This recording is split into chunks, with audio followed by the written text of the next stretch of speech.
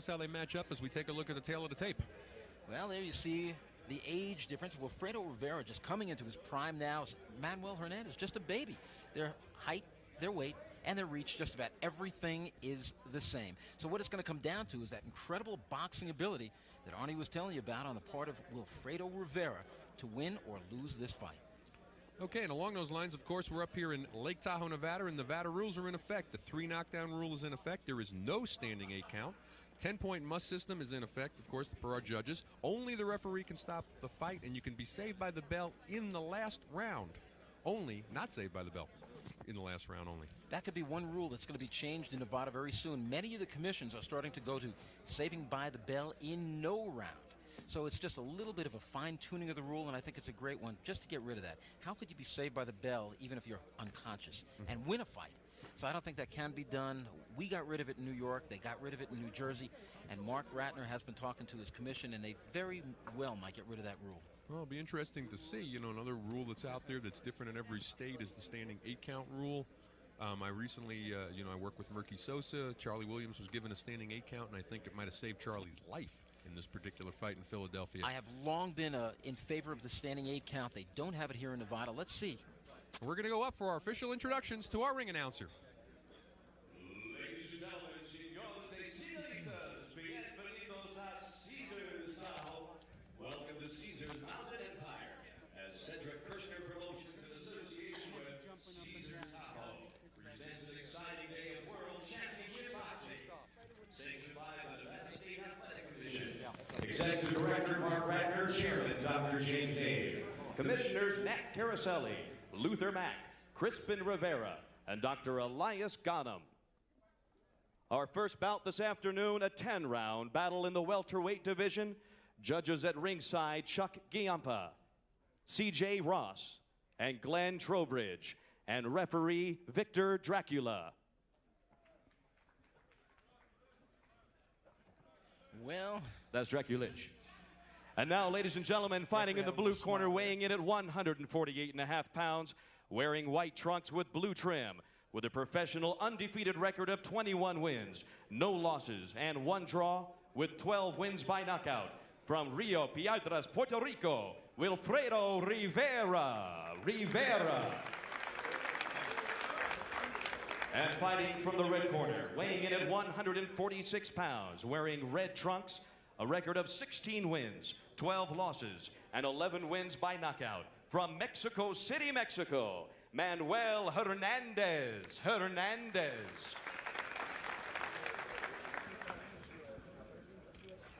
And Randy, I would say that Vic's last name is not Dracula. You want to clarify that first? that is one of the most common mistakes in boxing. So many times he's introduced as not Victor Draculich, but Victor Dracula. And so he's used to it. He just shakes his head every time. Might be a better spin for him if he left it at Dracula. All right, we're scheduled for 10. These are welterweights. As Randy mentioned, the very patient at the moment, Wilfredo Rivera, number 3 in the IBF, been fighting since 1988, 21, 0-1, 12 knockouts. Looking for that evasive world title shot. Manuel Hernandez, 16, 12-1, 11 KOs. Round number 1, we're scheduled for 10. That's Hernandez in the red shorts, Rivera in the white. Best weapon Rivera has is a pesky hard jab, which he uses a lot. Randy, interestingly enough, the only blemish on Rivera's record, you have to go way back to 1989 against Levander Johnson, who then went on to be the NABF lightweight champion. He didn't lose, he fought a 4-round draw with him. That was back in Atlantic City, September 12th, my mother's birthday, 1989. Well, you know, even if Levander beat him, and there was some who said at ringside that day Levander did deserve to win the fight. Levander is a world-class fighter, and drawing with him at that stage of his career, and only about his 6th or 7th fight, doesn't matter. In fact, it's a learning experience, and it made him the fighter that he is today. And if we can make another comparison to patience, of course, Levander's had his world title shot. He didn't win, but he got his title shot since then. Sure. When two good fighters fight each other, they only get better if there's no real knockout. If it goes to a decision, the winner wins and the loser also wins. A little more than a minute gone by here in round number 1. We're at Caesar's Tahoe on the Cedric Kirshner Sports Network. And of course, coming up, the Super Bantamweight Championship of the World. Orlando Canizales and John Lewis fighting for the vacant IBC title. Right now we have welterweights. During the first minute of this bout, Rivera in the white trunks started to put the pressure on and just feel his opponent out. But already I think he sees that he's stronger than him, feels he's faster than him, and I think you're going to start seeing Rivera open it up if Hernandez doesn't start throwing punches. Hernandez very tentative. He got stopped in the third round of his last fight. That was back in May against Cesar Bazan down in Mexico. And as we mentioned before, he's been knocked out 9 times in his 12 losses. Not a great chin. And if Rivera wants to turn around popular opinion that he is a harder puncher than most people think that he is, well, this is the guy to prove it on, because he doesn't want to go a full 10 rounds with Manuel Hernandez. Hernandez from a poor family. He turned pro at the tender age of 15 years old in Mexico. And already at the age of 21, the man has had about 27 fights. 15's old to turn pro in Mexico, I'm told. He's like, you know, there were veterans, kids that started when they were 11 to 15. They're veterans of 40 fights or something. As we're under 30 seconds to go in round number 1. If I'm correct, I think former welterweight champion of the world, Pino Cuevas, turned pro at either 13 or 14 years old. Not unusual, then. That's not something you want to watch. I'm not agreeing. We're under 10 seconds to go in the first round. Slow, feeling out round.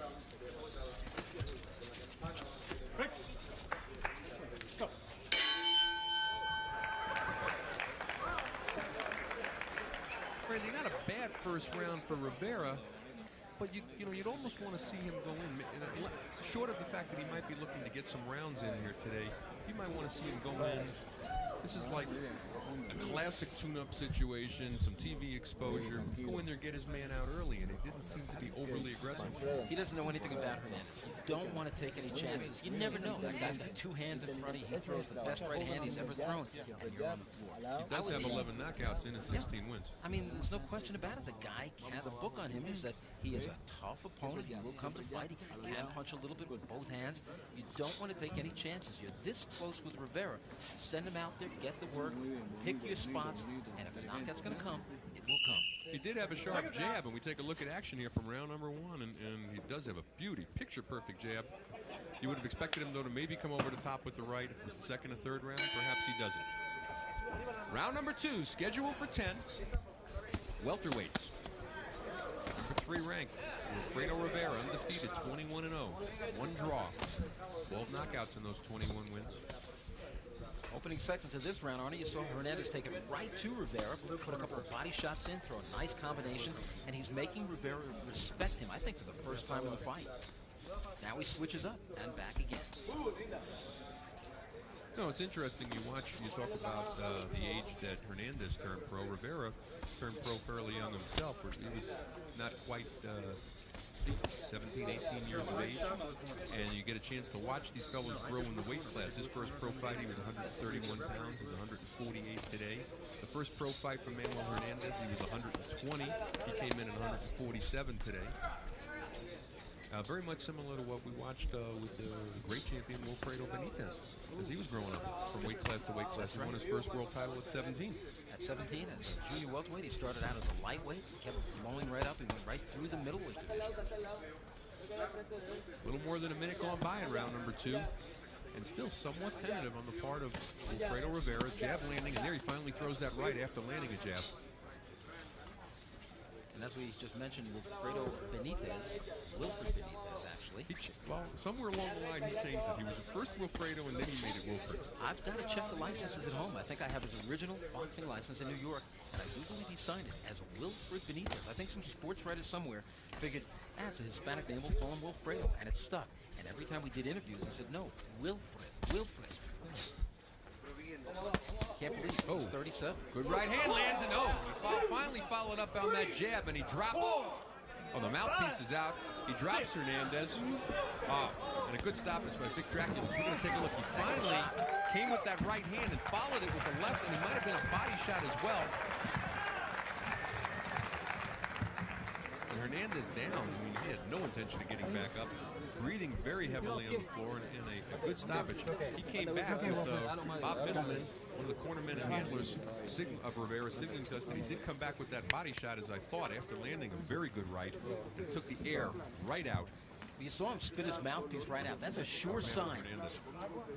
Whenever you see a fighter spit his mouthpiece out as he's going down, you know he's got his wits about him and everything. He had the breath knocked right out of him. It looked like a real nice solar plexus shot. Doesn't get better than that.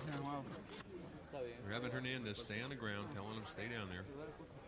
I heard him whisper, Stabia, meaning he's okay. And we take a look here, Randy. We're going to take a look at the sequence. It was set up first by a jab, then I saw the right hand come in. There's the left, followed by the right, and there's the left to the body.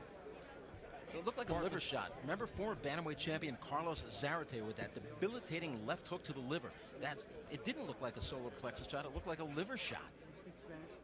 Going right on the side where the ribs just end. It's on the oblique muscles, which are the toughest muscles to develop. You get hit with a good shot there, you are going down.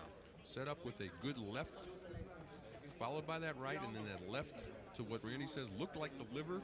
Certainly a hard body shot, nevertheless, and took the air right out of Hernandez, took his legs away, down he went, spit out the mouthpiece, and good stoppage by Vic Draculich, although it didn't look like Hernandez was getting up anyway. It might have been elementary. I wonder if a lot of guys have been hit with that kind of shot. Would they have gone down? Would they have felt it? I'm sure they would have. This is a bright, young talent, and all he has to do, just we talked about, patience. He'll be there for that world title shot. Wilfredo Rivera waving to the crowd as his record improves to 22-0-1. He's got 13 knockouts right now, looking for that world title shot. He came into this fight number 3. Oh, again, his only blemish has been a draw, 4-round draw to Levander Johnson. That was way back in 1989. And we're going to go up for our official decision. Well, maybe we're not going up to Paul Reeder. Seems to be on sabbatical. We're looking for him for our official announcement. And he's gathering some official information from the commissioner, possibly the time. Meantime, Manuel Hernandez slips to 16-13-1. That's 2 KOs in a row for him. His last one, of course, was coming to Cesar Bezan back in May. And as we had mentioned, very important sort of knockout today, Randy, for Wilfredo Rivera, not only trying to make himself exciting and get that world title shot. And here's Paul Reeder with our official decision. Ladies and gentlemen, both fighters, give them a big round of applause, please.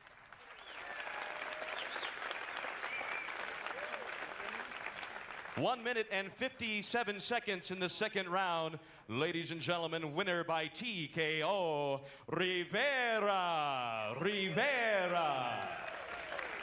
there you have it, Wilfredo Rivera, winner in the second round. His record improves to 22-0-1, 13 knockouts, while Manuel Hernandez slips to 16-13-0. We take a look at the knockdown one more time. Oh, what a picture-perfect shot that one was. And you saw mouthpiece came right out. He rolled over. He was in pain. And there's bit, you know, Randy, I've noticed this in calling a lot of fights. You're back calling them, and obviously as commissioner, you've seen a lot of them recently. Did you notice, or is it my imagination, the last several years, a big resurgence of body punching? I think there really has been, because for a while I was going nuts on guys after the fights. I always went back to the dressing room and I talked to the winner, I talked to the loser, and I'd inevitably always, when they were coming up for licensing or whatever, I'd say, you know, in your last fight I noticed, I don't think you threw a body shot. What's going on? And the fighters would always say to me, and I bet you this happened hundreds of times, the young fighters would say, my coach, my trainer is really working on that with me. It's something I headhunt too much. It is a mistake I make, and I'm not going to be a complete fighter until I throw those body shots. And in Rivera, you saw that. I saw that with a lot of fighters today, not just with Rivera, but the body punch seems to be coming back, and no news to anybody, the uppercut is back, and it's back big time, where that punch was in mothballs for a long time, and bang, there all of a sudden you have the body. A guy by the name of Mike Tyson brought that one back, because when he threw it, there were reactions. He threw that double right uppercut, body and head, and it was over when it landed. And all of a sudden, everybody, I see the guys in the gym all over New York working on double right uppercuts. You shouldn't copy Mike. You should just learn how to throw the uppercut. There's also, you know, there's a bit of apprehension from